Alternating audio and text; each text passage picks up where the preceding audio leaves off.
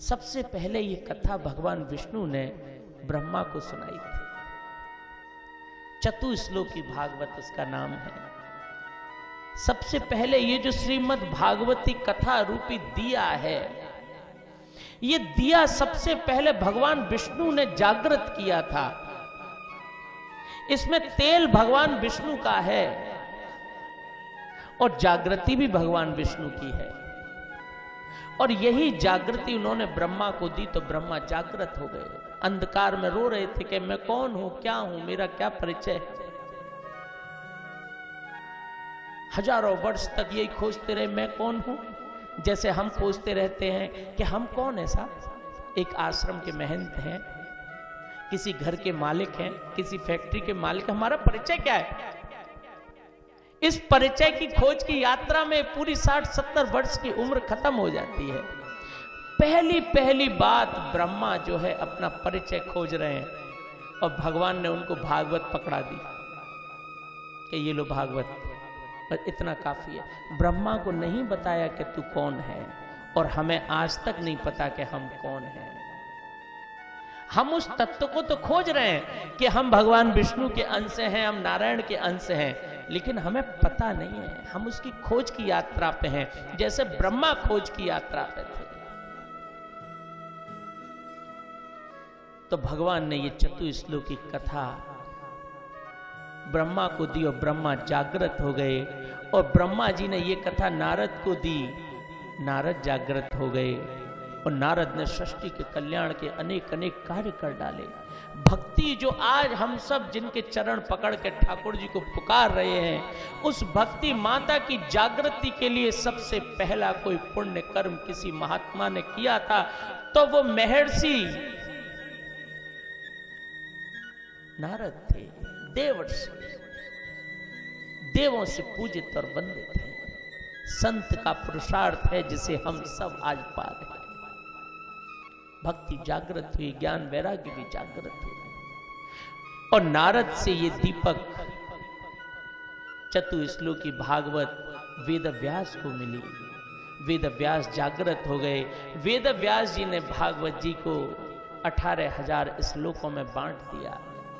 क्योंकि अब जो हमारी समझ है और ब्रह्मा की समझ है, ब्रह्मा वो चतुश्लोकी 4 श्लोक में वो सारी बात समझ गए थे, लेकिन अब हमारी ठस बुद्धि होने के कारण 18,000 श्लोक वेद व्यास ने बना दिए। उसके बावजूद भी हम समझ नहीं पा रहे हैं कि भागवत जी हमें क्या देना चाह रहे हैं। कितनी गिरावट आई समझ में। और वेद व्यास ने ये श्रीमद् भागवती कथा सुखदेव महाराज को दी और सुखदेव महाराज जागृत हो गए। और सुखदेव महाराज ने ये कथा परीक्षित को सुनाई। परीक्षित को सिद्धि और मोक्ष प्राप्त हो गए। ये कथा ठाकुर जी की जैसे भक्त ने सुनी, जिसे अध्ययन करना था उसने अध्ययन पा लिया।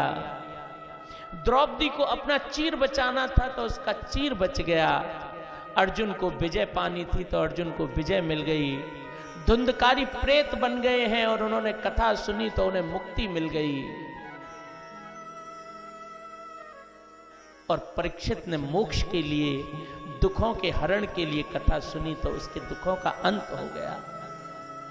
तो मैं ये कह रहा था कि ये जो श्रीमद् भागवती जी कथा है, इस दीपक में तेल और जागृति दोनों ठाकुर जी की है। अब आपका दिया चाहे मिट्टी का होए, चाहे लोहे का होए, चाहे सोने का होए, चाहे चांदी का होए, अगर भगवान के पास आ गया है तो जलेगा जरूर और जागृत जरूर होएगा। पर इसमें शर्त है, एक छोटी सी शर्त यह है कि पारस मणि के पास ये योग्यता है कि लोहे का कोई पात्र उससे टकराएगा तो वो सोने का हो जाएगा। ये पक्की उसमें काबिलियत है। लेकिन जब आप सोने के पात्र के पास उस पारस मणि को लोहे के पास ले गए और अगर वो लोहे से पारस मणि पूरी टकरा गई तो वो स्वर्ण का पात्र बन जाएगा। लेकिन यदि उसके बीच में एक पतला सा, झीना सा, हल्का सा भी कोई कपड़ा आ गया तो पारस मणि की पूरी योग्यता है कि उस लोहे को सोना बना दे, पर बीच में एक पर्दा आ गया तो उस पर्दा के होने के कारण वो लोहे का टुकड़ा सोने का नहीं बना। तो यदि तो आप कथा में बैठे हो और चिंता घर की हो रही है कि ताला लगाए कि नहीं लगाए, बाहर हमारी चप्पल सुरक्षित है कि नहीं सुरक्षित है, और घर जाके ये करना है और वो करना है, अनेक अनेक कार्य हैं, वो करने हैं, करिएगा। कुछ छोड़ने के लिए भागवत जी नहीं कह रही हैं, लेकिन जितनी देर यहां बैठे हैं उतनी देर मन, तन और बुद्धि से यहीं उपस्थित। एक क्षण के लिए, बस एक क्षण पारस मणि से टकराए नहीं कि सोने के हो गए। तो ठाकुर जी की ये जो कथा है, एक बार पूरी सृष्टि में भारी बारिश हुई, पूरे नदी नाले उफान पे आ गए, घर घर में पानी भर गया, सड़कों पे पानी भर गया, छत पर पानी भर गया, लोगों के मकानों में पानी घुस गया, चारों तरफ पानी पानी पानी और हाहाकार मच रहा था। कहीं कोई भी ऐसी जगह नहीं थी जो सूखी हो, चारों तरफ पानी पानी फैल रहा है। लेकिन एक घर में, एक आंगन में एक घड़ा रखा है, उसमें एक बूंद पानी भी नहीं गया। मिट्टी का एक घड़ा एक आंगन में रखा है, उस आंगन में भी, वो आंगन भी पानी से भरा हुआ है, उस घर का एक एक कमरा पानी से भरा हुआ है, पर आंगन में जो घड़ा रखा है उसमें एक बूंद पानी नहीं गया। किसी ने पूछा क्यों नहीं गया? अरे वो घड़ा उल्टा रखा था। तो मैं यहां कितनी भी कथा सुनाऊं, यदि आपने हृदय रूपी घड़ा उल्टा रख रखा है तो सब इधर उधर बह जाएगा, कुछ हाथ आएगा नहीं। तो जो घट है, जो मन है, उसे सीधा करके बैठिए, ठाकुर जी की कथा को उसमें प्रवेश कराइए। कथा संदेश भी देती है। एक बार एक गांव में, इस कथा के अनेक नियम भी हैं कि जब कथा सुनने आए स्वल्पाहार लें, जमीन पे सोए, ना जाने कितने नियम हैं। पर एक बहुत बड़ा नियम जो बहुत सरल है और उस नियम को पूरा कर लिया जाए तो सारे नियम निभ जाते हैं, वो ये है सिर्फ कि आप कुछ भी करिए, कोई नियम नहीं, सिर्फ कथा को सुनिए। ये जो जितनी विधियां बताई हैं कि जैसे भोजन कम करें, वो इसलिए कि कथा में सुनते समय नींद ना आए। जैसे माता पार्वती सो गई थी जब शिव उन्हें कथा सुनाने लगे थे। ये कथा नींद बहुत बुलाती है, क्योंकि जैसे ही आप एक कथा सुनते हैं तो आपके अंदर की तृप्तियां होने लगती हैं, आपके जो चक्र हैं वो सब तृप्त होने लगते हैं, शरीर को रेस्ट मिलने लगता है।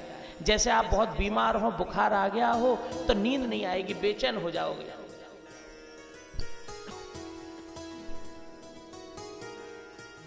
लेकिन जैसे ही यदि कोई काम की दवाई आपको मिल गई या अच्छा कोई औषधि मिल गई, किसी ने ठंडी पट्टी रख दी, तो सबसे पहला काम होगा कि आपको नींद आएगी। शरीर जैसे ही रेस्ट में आता है तो निद्रा आ जाती है।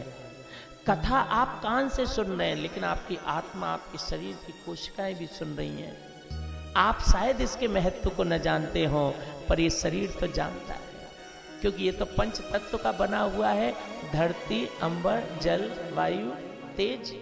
तो ये तो पांचों भगवान के अंश हैं और ये भगवान साक्षात हैं।